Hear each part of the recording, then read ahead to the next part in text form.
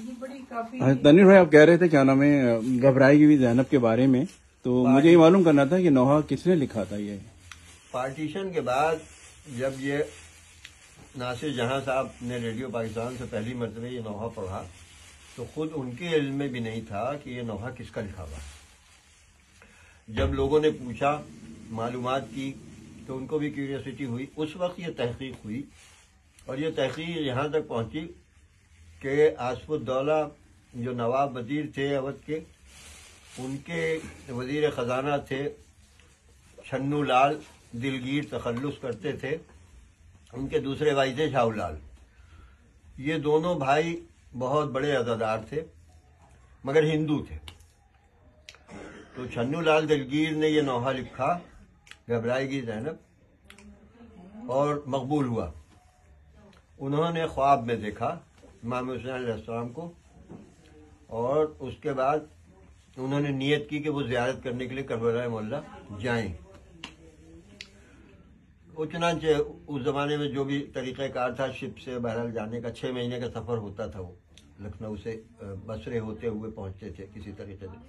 تو جب وہ بصرے سے کربلا معلیٰ وارد ہوئے، اس وقت آج کے جیسا یہ روضہ وغیرہ اور یہ سب چیزیں تو نہیں تھیں، پرانا وہ تھا اور کافی دور سے روضہ نظر آتا تھا۔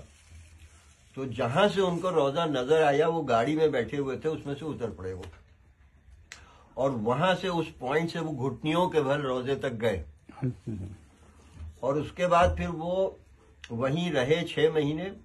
کہتے ہیں کہ ان کے گھٹنے میں گٹے پڑ گئے تھے، اور پھر وہ پیر ایسے ہو گئے کہ وہ اسی طرح چلتے تھے۔ مگر کیا ان کا عشق تھا کہ وہ انہوں نے پیر نہیں رکھا۔ جب کوئی پوچھتا تھا کہ بھائی آپ سب تو آ رہے ہیں، آپ گھٹنیوں کے بل چل کے روضے میں آتے ہیں، تو کہہ رہے ہیں مجھے یہ نہیں شیور ہے کہ کس جگہ پہ نواز رسول کا خون بہایا گیا ہے، میں وہاں پیر کیسے رکھوں۔ تو یہ دونوں بھائی، چھنو لال دلگیر تو خیر وزیر خزانہ تھے، اور بڑی یادگار عمارتیں اور چیزیں ان کی وہاں ہیں لکھنؤ میں اب بھی۔ دوسرے بھائی جو جھاؤ لال تھے وہ انجینئر تھے۔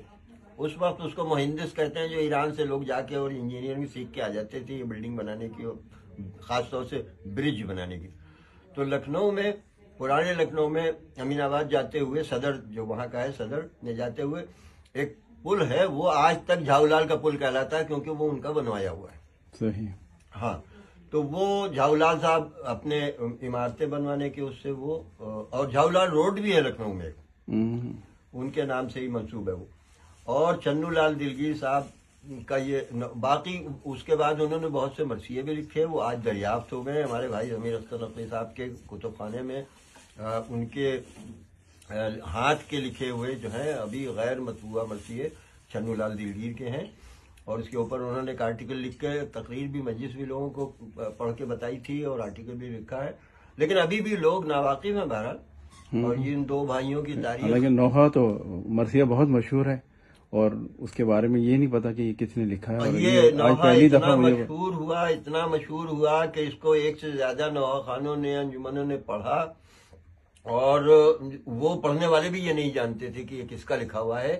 یہ دریافت ہوئی تھی 2017 یا 18 میں، ہمارے بھائی صاحب نے اس کے اوپر ایک آرٹیکل لکھا، اور وہ لکھنؤ کے یا غالباً دہلی کے وہاں کسی کے اخبار یا کسی میگزین میں چھپا تھا، مگر اس کی وہ آرٹیکل موجود ہے، ان کی کاپی۔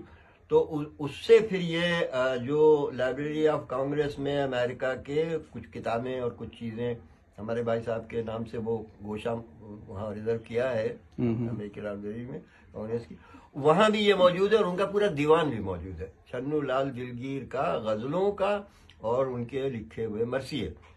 یہ لائبریری آف کانگریس میں جو چیزیں ہیں ہمارے بھائی صاحب کی دی ہوئی تحفے کی، اس میں سے ایک آئٹم یہ بھی ہے۔ آپ پرمیشن دے رہے ہیں اس کو میں فارورڈ کر دوں، کیونکہ بڑی انفارمیٹیو ہے یہ۔ آپ جس کو چاہے فارورڈ کریں، لوگوں کو چاہیے کہ اس کو زیادہ سے زیادہ لوگوں کو بتائیں۔ صحیح ہے، بالکل پتہ چلنا چاہیے۔